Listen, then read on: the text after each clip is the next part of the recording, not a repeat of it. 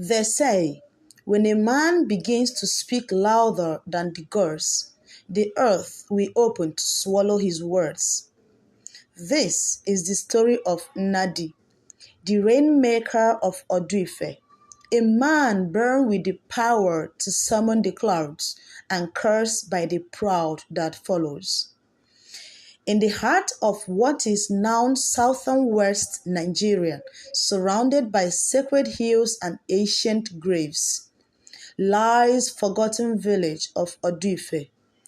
Long before the maps were drawn and borders built, the people of this land lived in rhythm with nature, praying to gods of rain, wind, river, and fire. One Harmattan morning, a boy was born under a sky so clear, the sun's rays touched the earth like golden blades. The wife gasped. The boy did not cry, but smiled. His eyes were a deep silver, and his breath came with the scent of fresh rain. They named him Nnedi, a name whispered by the oracle, meaning he who walks between the sky and the earth. From a young age, Nnedi displayed powers that alarmed even the oldest diviners. At 5, he could predict the coming of a storm before a single cloud appeared. At 7, he began humming strange tunes that brought cold wind to blistering heat, and by 12, he had stopped the rain during a funeral with nothing but a chant.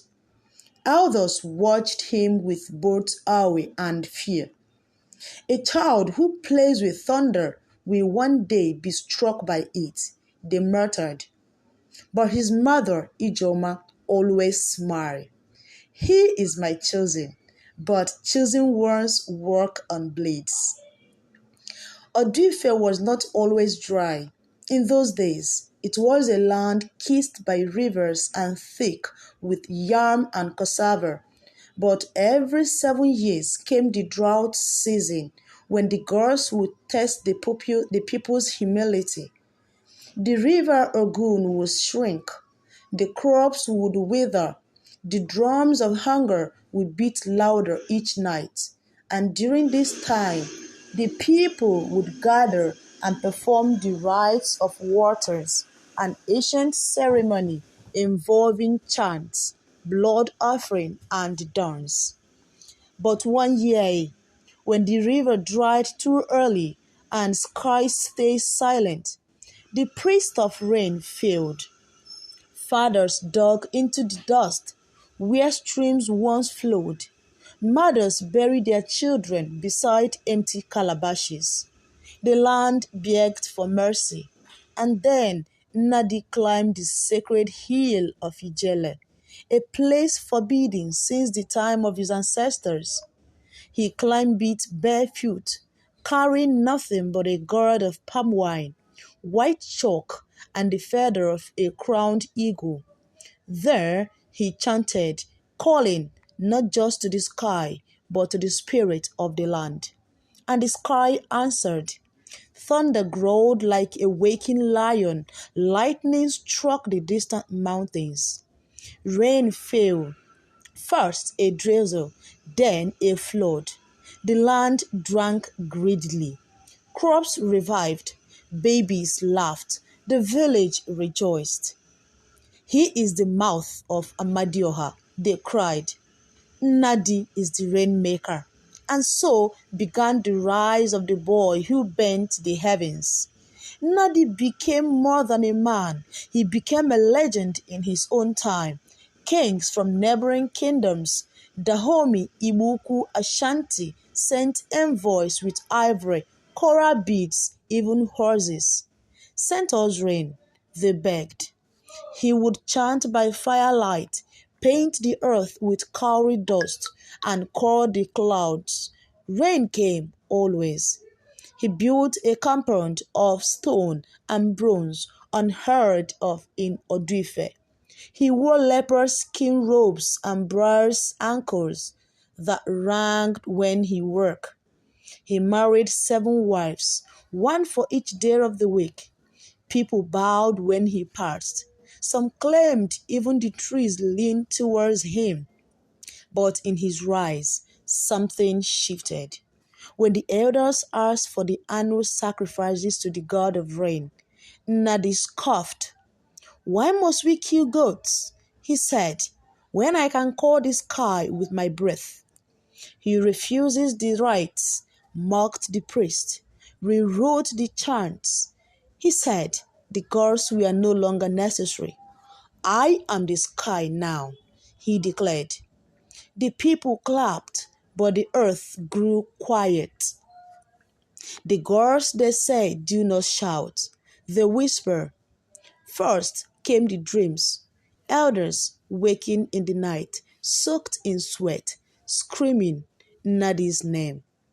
Then came the river turning cloudy, choked with dead fish and black algae. One morning, a leopard walked backward through the village square.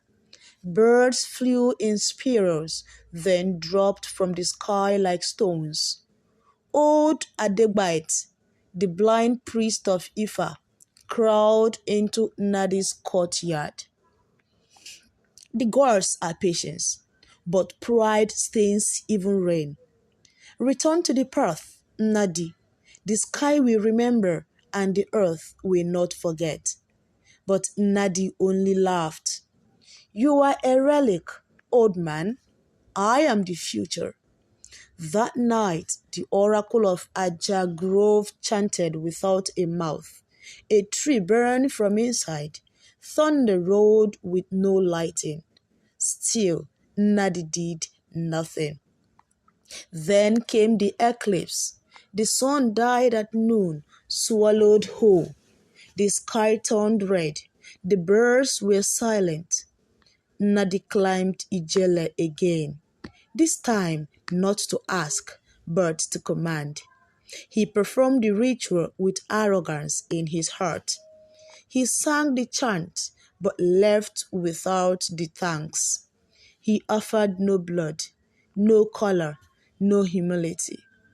The sky cracked open, but what fell was not rain. Ash, embers, fire. A storm of burning wind swept the land. The field caught fire. Roof crumbled. A child disappeared in the smoke. The people cried. He has angered the gods. But Nnedi stood frozen. His power vanished, his mouth dry. And the wind whispered, "You were given, you took." Shame and desperate, Nnedi fled to the forest of Aro, where the spirits of the forgotten wander. He fasted for 3 days. On the third night, as moonlight licked the trees, a figure emerged. A woman, tall, faceless, wrapped in feather, her voice 1,000 winds. "Spirit woman, you climbed the hill, but forgot the root. You spoke to the sky, but not to the earth." Nnedi begged. "What must I do?" She stepped forward and touched his chest. "Spirit woman, give me your voice." She reached into him and took it. When he woke, his tongue was stone. He could not speak, could not chant. He returned to the village, mute. He tried to call rain. Nothing came. He wrote in sand. The wind erased it. The land cracked beneath the sun. The famine returned. The people, once worshippers, became his jailers. At the next new moon, they tied Nnedi in palm frond, the symbol of shame, and dragged him to Ijele Hill. There he wept, but no one heard. They offered him to the gods, not as priest, but as penance. His blood touched the earth, and from that very spot a tree grew.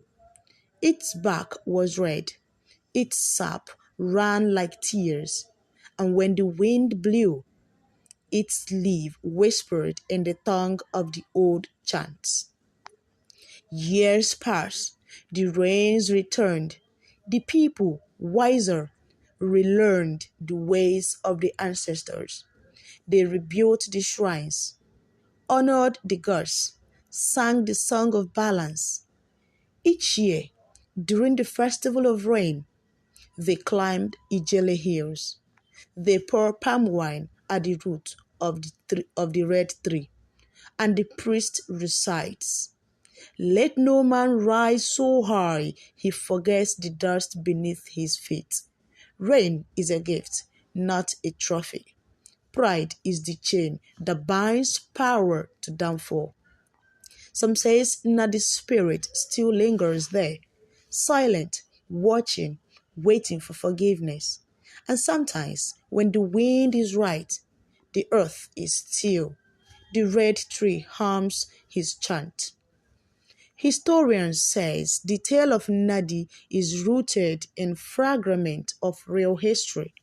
There were indeed ancient Yoruba rain priests, ritual spirits who combined astronomy, herbal science, and divine chant to call for rain. Some colonial officers documented miraculous rainfall following traditional rites they couldn't explain. Others believe the story is an allegory, warning against the rise of ego during the fall of indigenous tradition. When missionaries and foreign beliefs arrived, many sacred practices were abandoned. The story of the Rainmaker is a reminder: never forget the source. As the proverb says, when a stream forgets its spring, it becomes a ditch. The red tree swaying in the wind, children dancing in the rain, a distant chant rising. If you like this video, please do well to subscribe. Do not forget to turn on your notification bell. Like this video, go right there in the comment section and drop what you learned from today's story. Stay tuned and don't miss the next episode of our epic story.